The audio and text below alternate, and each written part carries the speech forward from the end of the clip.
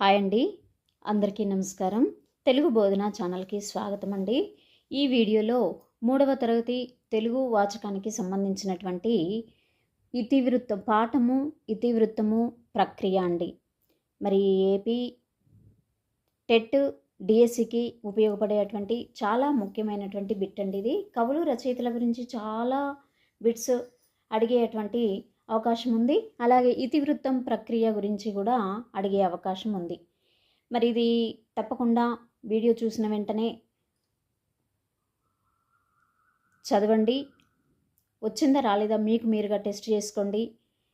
తప్పకుండా ఈ వీడియోని లైక్ చేయండి, సబ్స్క్రైబ్ చేయండి, స్కిప్ చేయకుండా వినండి. మరి ఈ వీడియో చాలా ముఖ్యమైన బిట్ రూపంలో మీకు డిఎస్సిలో అడగడం జరుగుతుంది. కాబట్టి తప్పకుండా ప్రిపేర్ అవ్వండి. 3వ తరగతి తెలుగుకు సంబంధించినటువంటి మరి పాఠము ఇతివృత్తము ప్రక్రియ అండి. ఇది చూడండి, ఫస్ట్ పాఠం తెలుగు తల్లి సంసిద్ధత పాఠం అండి. దీని ఇతివృత్తం దేశభక్తి, ప్రక్రియ వచ్చేసి గేయం. మరి ఇది పాఠం తెలుగు తల్లికి సంబంధించినటువంటి పాఠం. తెలుగు తల్లి అనే పాఠాన్ని మీరు దేశభక్తితో చదివి గేయ రూపంలో అయితే మీకు పాట రూపంలో అయితే మీకు ఈజీగా ఉంటుంది అనే ఉద్దేశంతో మీకు దేశభక్తిని మీకు గేయ రూపంలో అందజేశారండి. తెలుగు తల్లి అనే పాఠ్యభాగం.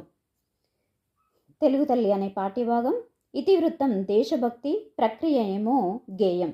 మనం ఎప్పుడైనా కూడా దేశానికి సంబంధించినటువంటి తెలుగు తల్లి, దేశమాత సంబంధించినటువంటి ఎప్పుడు కూడా గేయ రూపం, పాట రూపంలో మనం చదువుకుంటూ ఉంటాం. గుర్తుంచుకోండి. మర్యాద చేద్దాం. ఈ మర్యాద చేద్దాం అనేది 2వ పాఠం. దీని ఇతివృత్తం వచ్చేసి హాస్యం అండి. అక్కడ చాలా హాస్యం చోటు చేసుకుంటుంది ఈ పాఠంలో. ఇది కథ, ఒక కథ రూపంలో ఇచ్చాడనమాట. ఇక మంచి బాలుడు, 3వ పాఠం మంచి బాలుడు. ఇది సహానుభూతి గేయ కథ, గేయ రూపంలో ఉన్నటువంటి పాఠం. కానీ ఇందులో ఒక స్టోరీ మనకు అర్థమవుతుంది. మంచి బాలుడు అనేటువంటిది సహానుభూతి అంటే పరస్పరం సహకారం అందించుకోవడం అన్నమాట. ఇక నా బాల్యం, ఇది కళలు అనే ప్రక్రియ ఇతివృత్తం. ఆత్మకథ, ఆత్మకథ అంటే తనకు తాను రాసుకునేటువంటి స్టోరీ అన్నమాట, నా బాల్యం.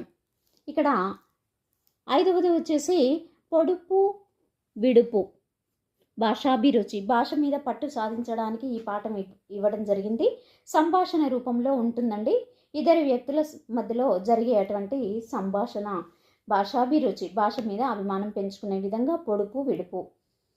ఇక్కడ మేమే మేకపిల్ల 6వ పాఠం 3వ తరగతిలో 6వ పాఠం పరస్పర సహకారం అందించుకోవడం, ఒకరికి ఒకరు సహాయ సహకారాలు అందించుకోవడం గురించి ఈ పాఠం ద్వారా తెలుపబడింది. ఇది కథ రూపంలో ఉంటుందన్నమాట. 7వ పాఠం పద్యరత్నాలు. పద్యరత్నాలు ఎప్పుడైనా కూడా సుభాషితాలైనా పద్యరత్నాలైనా, ఇక పద్యాలకు సంబంధించినటువంటి పాఠం ఏ లెసన్లో ఇచ్చినా కూడా మీకు సమాజం యొక్క పోకడ తెలుస్తుందండి. అంటే నైతిక విలువలు, ఒకరికి ఒకరు పరస్పరం సహకారం ఎలా అందించుకోవాలి, ఎలా గౌరవించాలి, ఎలా మర్యాదగా ఉండాలి అందరితో అనేటువంటి విషయాలు పద్యాల రూపంలో పద్యరత్నాలు అనే పాఠ్యభాగం ద్వారా మీకు అందివ్వడం జరిగింది. మా ఊరి ఏరు, ప్రకృతి వర్ణన. ఇక్కడ ప్రకృతిని ఏ విధంగా వర్ణించాలి అనేది గేయ రూపంలో అందించారండి. ఆ ఊరిలో ఉన్నటువంటి ఒక ఏరు గురించి వర్ణించడం జరిగింది. ఇది గేయ రూపంలో ఉంటుంది. తర్వాత 9వ పాఠం తొలి పండగ. పండగ అంటే ఎప్పుడు కూడా మరి కొత్త బట్టలు, పిండి వంటలు, పరస్పరం అందరినీ కూడా చుట్టాలు అందరినీ పిలుచుకోవడం, వాళ్ళతో మర్యాదగా నడుచుకోవడం, ఈ విధంగా ఉంటుందండి. అందుకే ఇక్కడ ఒక తొలి పండగ అనేసి సంస్కృతి సాంప్రదాయాలను పిల్లలకి అలవాటు చేయడానికి గాను కథనం రూపంలో ఉంటుంది. ఇది కథ కాకుండా, కథ అంటే కొద్దిగా పెద్దగా ఉంటుంది, కథనం అంటే చాలా చిన్న పార్ట్ అండి. ఒక 3-4 వాక్యాలలో ఉంటుంది మీకు.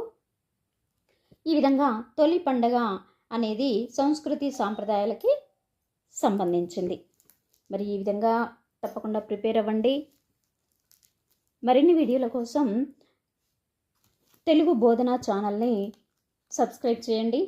తప్పకుండా లైక్ చేయండి. మరిన్ని వీడియోలు మీకు నోటిఫికేషన్ రూపంలో అందుతాయి. థ్యాంక్ యూ అండి.